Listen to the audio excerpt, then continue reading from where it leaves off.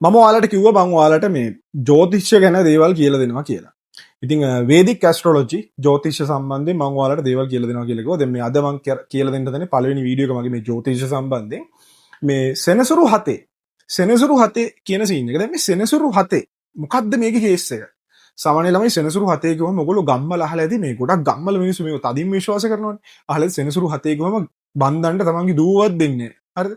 ඒ තරම් අර සෙනසුරු හතේ මිනිස්සෙක් කියලා කියන්නේ සැහෙන්න අවුල් මිනිස්සෙක් විතර දකින්නේ. මොකද අර එයාගේ කසාදේ කැඩෙනවා, එක්ක ගෑණි මැරෙනවා, මිනිහා මැරෙනවා, දුක් විඳින්න තියෙන එහෙම දෙයක් තියෙනවා. හැබැයි ළමයි සෙනසුරු හතේ කියලා කියන්නේ මෙන්න මෙහෙම දෙයක් තියෙනවා. සාමාන්‍ය සෙනසුරු ග්‍රහයා උච්ච වෙන්නේ තුලා රාශියට. එතකොට සෙනසුරු ග්‍රහයා සතුරු වෙන්නේ කටක රාශියට. එතකොට සෙනසුරු ග්‍රහයා ගත්තාම එයාට රාශි දෙකක් තියෙනවා. එයාට ලග්න දෙකක් තියෙනවා.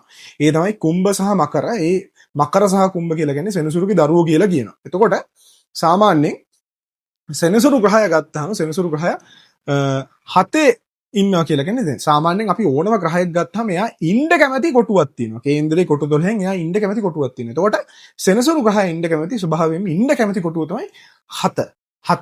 හරිද? එතකොට 7 වෙනි කොටුවේදී යාට අමුතු බලයක් කියනවා. ඒකට අපි කියනවා directional strength කියලා. මේකට කියනවා දිග්බල කියලා. සාමාන්‍යයෙන් සෙනසුරු 7 වෙනි කොටුවේ ඉන්නවා කියලා කියන්නේ සෑහෙන්න පවර්ෆුල් මිනිස්සෙක්. සෑහෙන්න පවර්ෆුල්. අපි කියනවා සාමාන්‍ය සෙනසුරු උච්ච වෙනවම කිං මේක කියලා කියන්නේ ආයේ. ඒ කියන්නේ සෙනසුරු 7 ඉන්නවා කියලා කියන්නේ මිනිස්සයාට මාරම ඉවසීමේ ශක්තියක් තියෙන. ඊට අමතරව පට්ට පවර්ෆුල් ඩිසිප්ලින් තියෙන මාර බලවත් මිනිස්සු.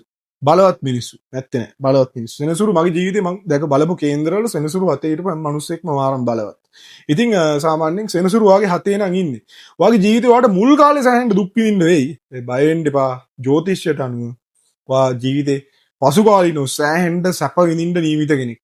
කියන්නේ මුල් කාලේ දුක තමයි කට්ට කාගෙන ඉන්න තියෙන්නේ. පස්සේ සුපිරි සැපක් වාට සෙනසුරු දෙනවා. ඉතින් බය වෙන්න එපා. වාගේ වාගෙන් ඇහුවොත් එම කේන්දරේ කවුරු හරි කෙනෙක් සෙනසුරු මොකද කියලා වා කියන්නේ සෙනසුරු බලවත් කියලා. උච්ච නෙමෙයි සෙනසුරු බලවත් කියලා කියන්නේ සෙනසුරු වාගේ 7 වෙනි කොටුවේ නම් ඉන්නේ රාශියේ මොක වුණත් නීච වුණත් බොක වුණත් සෙනසුරු වා කියන්නේ ඔයා ගෙන් කවුරු හැවුවොත් වාගේ කේන්දරේ සෙනසුරු බලවත් කියලා. එච්චරයි. ඉතින් බය වෙන්න එපා. එකෙන්ම ඔයාට ගේමක් ගහ ගන්න පුළුවන්. ටිකක් පරක්කු වෙයි. දැන් ඔය ගොඩක් ගත්තොත් එමේ ලැරි එල්සන් ගත්තාමත් වයසට ගිහිල්ලානේ ගොඩක්. දැන් ඔය ලෝකේ දෙවෙනි බිලියනපතිය වුණේ. ඒ වගේ වාට වයසට ගිහිල්ලා හරි සුපිරි ධනවත් පුද්ගලයෙක් වෙන්න අනිවාර්යයෙන්ම හම්බ වෙනවා. ඉතින් ඒක මතක තියාගන්න ජීවත් වෙන්න. තෙරුවන් සරණයි.